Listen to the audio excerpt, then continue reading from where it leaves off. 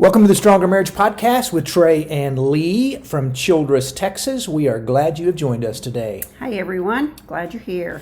It has been a couple of weeks since we have actually podcasted, and I totally am blaming that on you. No, you did last week. You're right. I did. I told a story.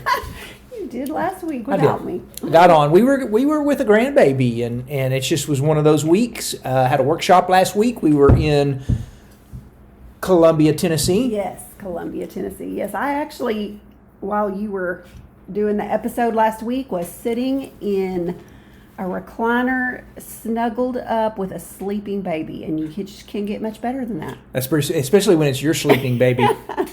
Yeah, so we just thought we'd let you handle it because she was likely to wake up anytime. Absolutely. A couple of things. Can I throw out a couple of announcements we have before we get started? Yeah. We are looking at, and this is still kind of pending, but we're looking at doing a signed book sale for Valentine's Day and a couple of mini bands. I Love My Husband, I Love My Wife. You'll see more about that on our websites. If that's something you're interested in, be watching for that. We are enjoying doing our Wisdom for Your Marriage book together. We're in chapter 13. That has been pretty great. I wondered how it would go since we actually wrote the study and wrote the book, how much we would get out of it. But I mean, we're digging into God's Word, so of course we're going to get something out of it. It's been great. It has been good. We're going to be in Cleburne, Texas on March the 6th for a workshop. We're excited about that. We have a couple of cancellations and a reschedule. That's actually our next workshop. We don't have anything in February. We'll have 2 in April. It looks like we're going to go to Portland, Oregon. That'll be fun. Yeah, you Northwest people, come. Portland, Oregon on about the 10th of April. And then we'll be back in Brentwood, Tennessee on the 23rd and 4th of April. And so we got good stuff. Pryor, Oklahoma is coming up in May. And so we've got some good workshops coming up and some things along those lines that we're excited about. Looking forward to all that. We are. Let's talk a little bit about our topic today, which is a little catchy. It's called Let's Get Naked. But not that way. Now, getting naked the other way is good too. But today we're talking about nakedness that doesn't have anything to do with clothes. We're talking about naked in your marriage and in your relationship with your spouse. Why is that so important? Well, I mean, that's just a foundation of trust, to be totally open with one another. And you can't have that trust if you're constantly, hiding things. That's true. This concept actually comes from the Bible, and we talk about this in our marriage workshop. This is a way that God designed marriages for us to be naked, physically, emotionally, mentally, just no secrets. Mm-hmm. And it comes from Genesis chapter 2. I'm going to tell the story real quick, and I'll let you read the text when we get there. But God has created Adam, and Adam is not able to find a helpmate, somebody to do life with.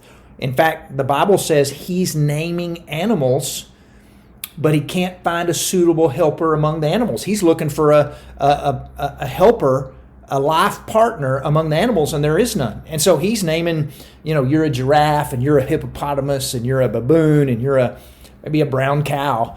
And it says that God, at that point, God knocked Adam out, I'm paraphrasing here, put him into a deep sleep, which not hard for most men to do, right? Deep sleep and men. Pretty easy for you. There you go.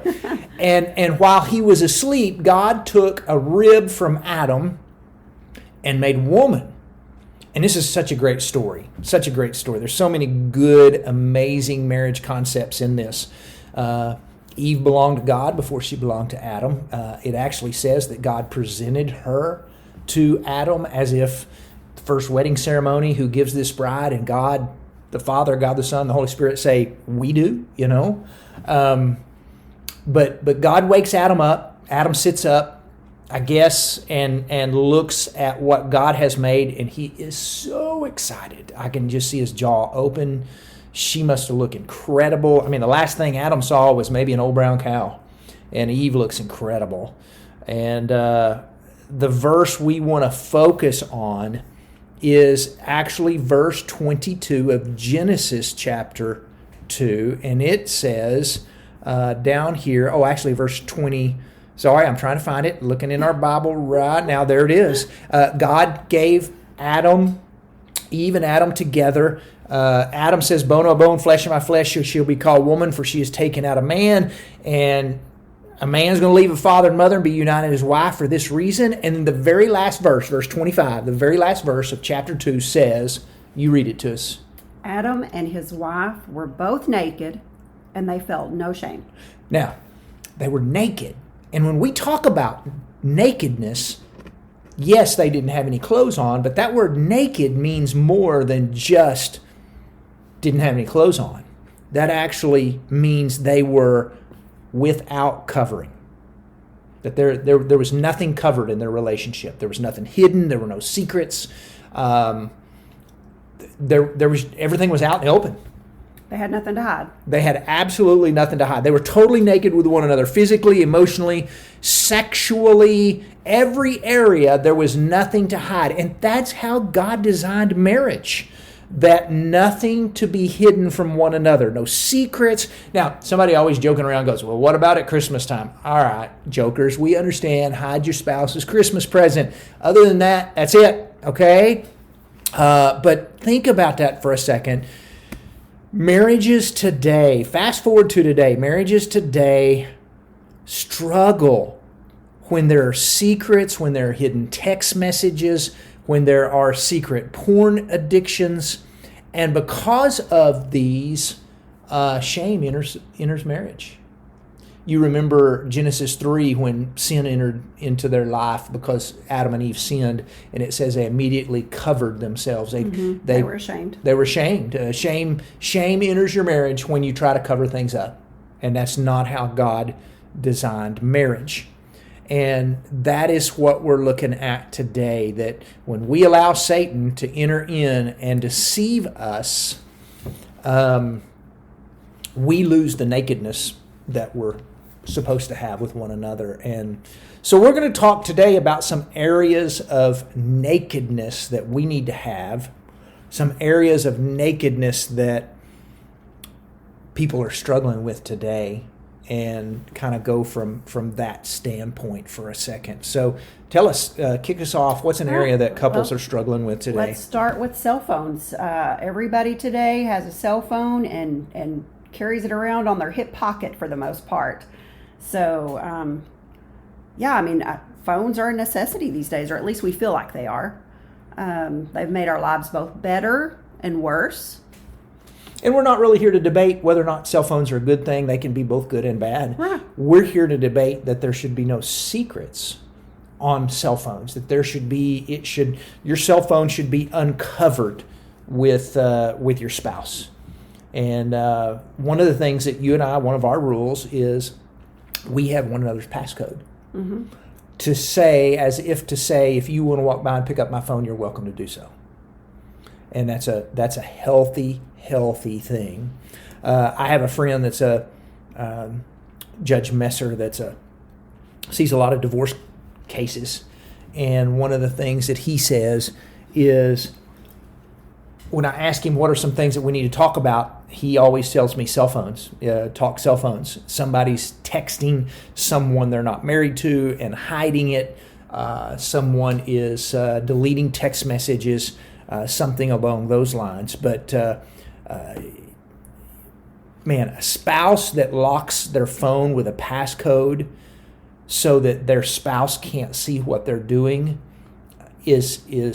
that's hiding, and that's secretive, and that's not being naked with one another. That's right. And we've talked about how a lot of times that starts just with an innocent little friendship. But man, you got to be cautious about those friendships of the opposite sex, because they lead to this. I mean, you start texting innocently, and then before you know it, you're texting constantly, and then you're hiding it. So, yeah. Sometimes we've met lots of people in the marriage world that have struggled with this. Sometimes we get messages from a spouse saying my husband or my wife has locked me out of their phone. And they go, is that a bad thing? And we always say that's a red flag. Flags, yeah. Something's not right. They're obviously hiding something.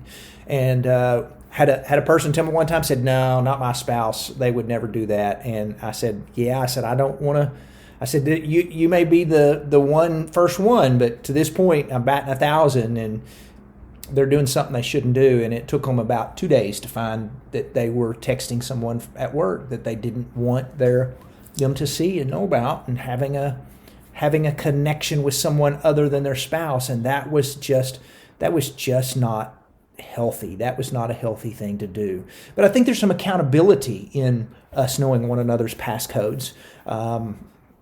You can pick up my phone at any moment and I have nothing to hide from you. Yeah. So, that's how marriage should be. That's exactly right. That's nakedness, being naked in marriage. The only thing I want you to see is that new pair of shoes that I bought that I really didn't need. But I'm never going to hide that from you. There you go. So. But there again, perfect example. You don't even hide things like exactly. that. This may sound a little preachy, but we're going to throw this out there. But we believe it to be true.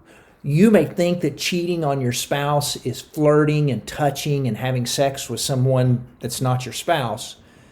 But we want to tell you that we believe if you are locking your cell phone so your spouse can't see what you're doing, and you're deleting text messages so your spouse can't see who you're texting, and you're texting someone other than your spouse, and you have connected with someone emotionally, you're not headed toward cheating. You're already there.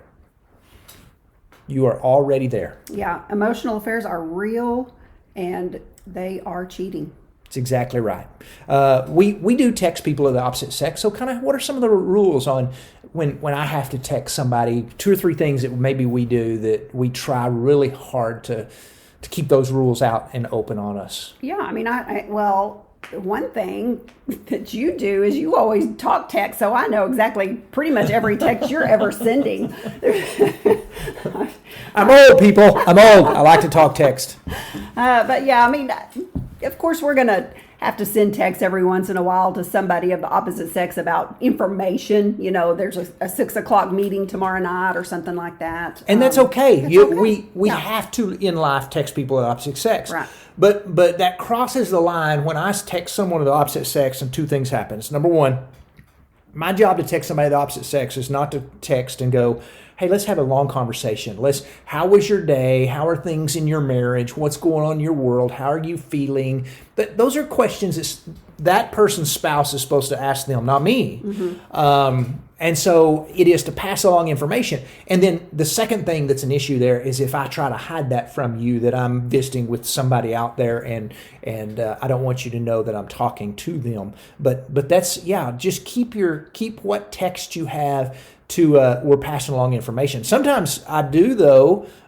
We do include one another in the group text. Yeah. If it's checking on somebody or whether something it's like personal that, or not. But if it's a little more personal in nature, where they've asked for some advice or something about their marriage, then a lot of times we do it as a group. Sure, like it or not, here you go. You're going to be included in this group message. So I've put my wife in this group, so that's exactly right. And so those are all very healthy things to do. There's nothing at all wrong with that. So it is okay to do that. We're not telling you to cut off every person of the opposite sex and delete their number from your cell phone. Of course, that's ridiculous. We are telling you to be very cautious about the texting that takes place, the things that you're browsing. Another thing that we do, actually, I don't think you'd know. Do you know how to delete your browser history on anything on your phone? I could probably figure it out if I tried hard enough. You've never done that, have you? Not on my phone. I actually don't know that I have either. But we kind of have always had a rule in our family with our kids and with ourselves that we don't delete browser history, meaning if you want to look, see what I've done, it's on there, or what I've been looking for, it's on there. And that's just good, healthy stuff. Yeah. It's really nice. I honestly feel that it's very nice to know that you can pick my phone up and I don't have to sweat over what's she going to see or what's she going to find or what's she going to look at that I may have looked at that I don't want her to see. And so there's some accountability in that is a very, very healthy thing. Now, we talk a little bit about about this and hiding things from your spouse. We want to be faithful to our spouse in every way. And cheating on your marriage can be done in lots of different ways, not just physical.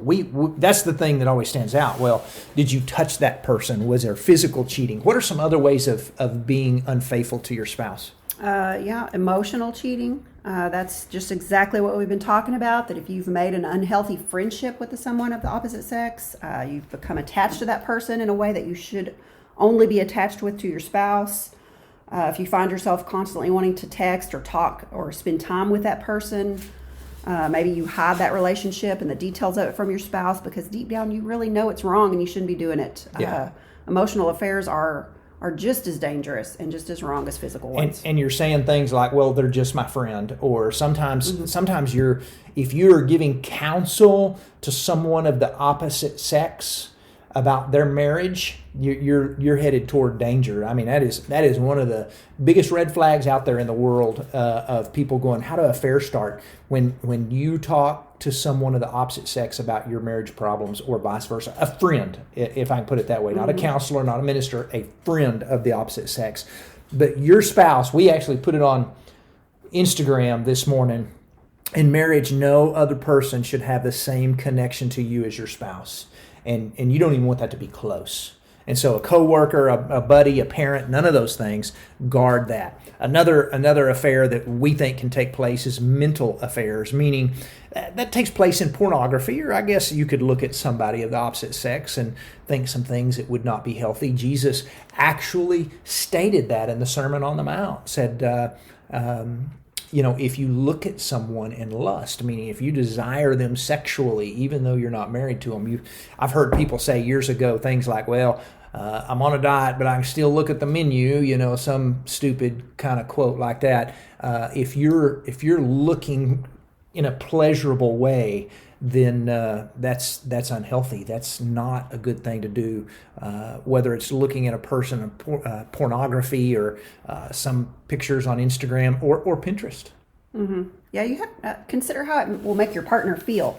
Yes. If they knew, that you were doing that, they might not feel like they measured up. They would feel hurt, deceived, lied to, inadequate, just... lots of feelings that brings up.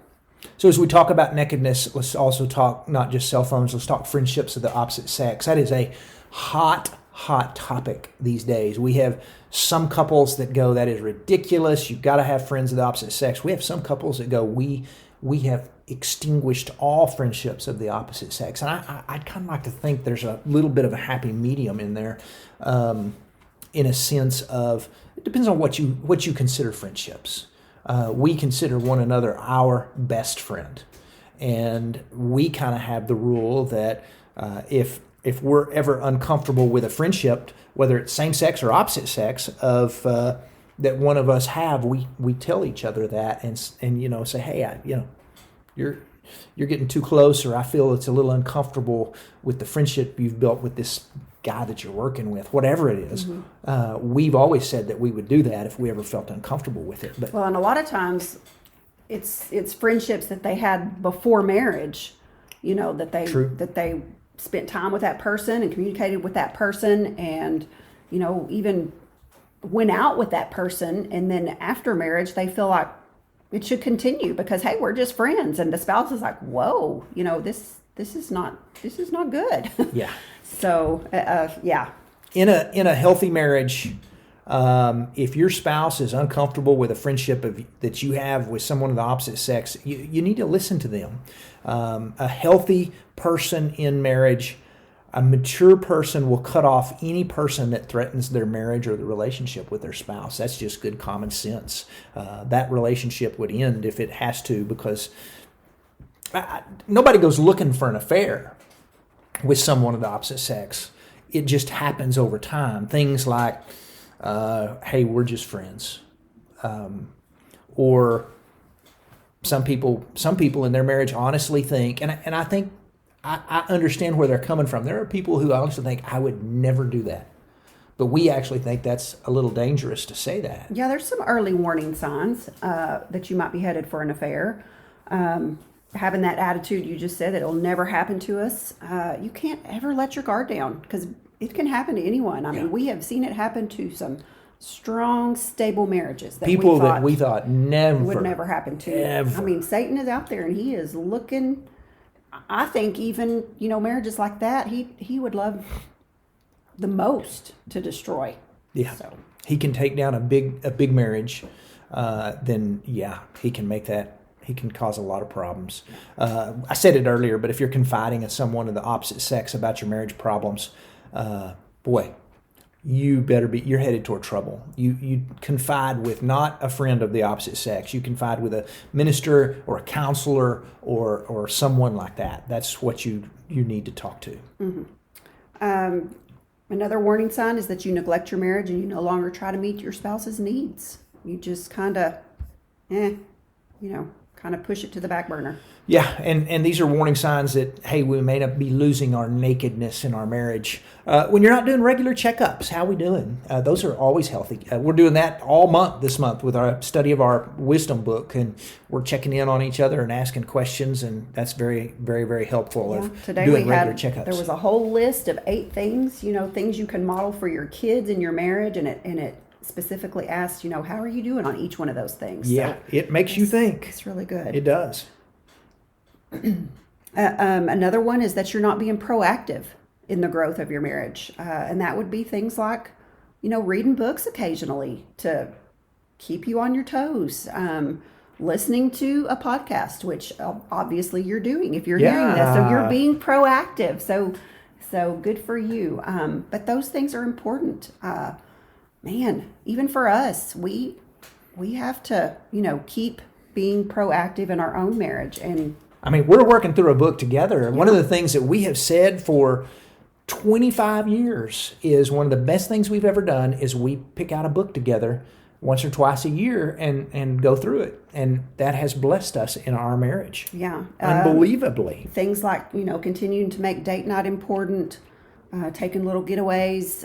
All of those things are proactive things you can do for the growth of your marriage.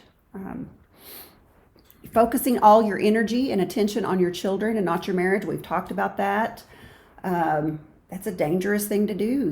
You get so busy with the kids and their needs and their activities, and you're not nurturing your marriage. And man, one of these days you're going to have an empty nest. We're there. Yes. And, it can be the best time of your life, one of the best times of your life, or it can be you look across the table and go, I don't know you and I don't really enjoy spending time with you anymore. There are people who have built their marriage around their kids, and their kids leave, and all of a sudden it's like, I'm really kind of uncomfortable hanging out with this person. And that's a sad thing. It is sad. Yeah. It is sad. We loved our children, and we loved raising our children and having our children at home, and we love it when they come home for a visit. But I'm telling you what, we've kind of enjoyed this empty nest thing. We have. I love watching my kids. Because we have a healthy marriage. I love watching our kids fly on their own to do life. That's my job. I'm working myself out of a job, and I want them to fly on their own. I don't want them to come back to the nest all the time. Come home every now and then, and stay and see mom and dad, and then hit the road. That's right. That's a good thing. It's healthy for everyone. That's exactly right. If you're locking your phone, we talked about that. You may be losing some of your nakedness.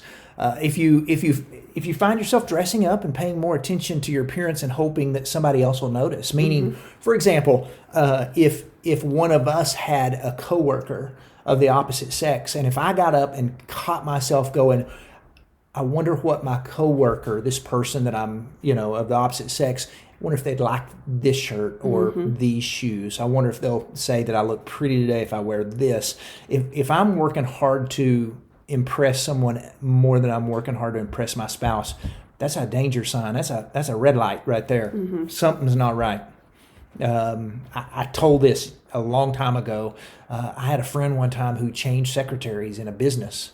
And I said, did you not like her? And he said, no, that wasn't a problem. He said, I found myself wearing cologne that I had never worn cologne because she got to mentioning how good I smell. And I found myself wanting to smell good and look good for her every morning because she made me feel good with her compliments. And I realized this was dangerous. He said, so I just had a swap of secretaries in the office because I just didn't think that was healthy. That's maturity right there. That is maturity and wisdom. Yes. Yeah, that is maturity and that is wisdom. You might not agree with everything we're kind of talking about here, but I will tell you this. Sometimes we found that if we say something that makes you angry, we've probably hit on a little sore spot, if that makes sense. Mm-hmm. Let us throw one more thing out there before we leave, because we think this is healthy. We won't spend much time on it, but we've talked about cell phones. We've talked about being naked in friendships of the opposite sex. Let's talk about social media just very quickly. Facebook, Instagram, Twitter. We're actually on Snapchat. We have a family Snapchat. That's pretty much the only place we Snapchat. Mm-hmm. But we have one another's passwords. Again, if you want to pick up my Twitter on my phone or my Instagram and look at my stuff and whom I'm messaging, we're very, very cautious with that. And we have rules. If we think our spouse might be uncomfortable with someone we're going to follow on Instagram, you might reconsider consider asking your spouse, are you comfortable with me following this person? And so those are just good, healthy practices of how to do things. Communicate that with your spouse. How much time are you spending on social media? Well, mm-hmm. if your spouse is going to bed with you at nighttime without you, so you stay up to play on social media or video games or whatever it is, mm-hmm. then that's probably pretty unhealthy. Yeah. Everybody's heard the saying that to remember that the people in the room with you are more important than the people that you're, chatting with on your phone or your computer screen. So, yeah, we share passwords for all those things. We can look at one another's messages. That's just good, healthy practice. All of those things are good, healthy practices. Honesty builds intimacy and trust. And we want to be really, really good at being naked with one another. Mm-hmm. Yeah, dishonesty, secrets, hiding things, friendships of the opposite sex, these can all be marriage killers. And due to the times that we now live in with cell phones and social media, we're dealing with new challenges and temptations today that we did not have 10 years ago. And we got to work hard to be uncovered and naked in all of those areas, because marriage just works so much better there. That's right. It really does. We don't want to be like Adam and Eve and be covering our nakedness up because of shame that has entered. Genesis 22 and verse 25, mm-hmm. Adam and Eve were both naked and felt no shame. And so we challenge you today as you are listening, get naked with your spouse. Mm-hmm. Not that way, but you can get that way too. But get naked with your spouse when it comes to all the areas of your life. That's good, healthy marriage practices. That's right. Yeah, we want that for every listener out there. So, do we got anything else we want to add today? Man, I think we covered a lot of material. We are honored that y'all have listened. Thanks for coming our way. And Lee's going to sing us out today for no. I don't think so. Okay, so we won't be singing us out today, but we are so glad you came our way. Check back in next week. We'll have a new episode podcast. Life's thankfully slowing down a little bit for us. So a little bit right now. Yeah. Y'all have a great day. Blessings. Bye, guys.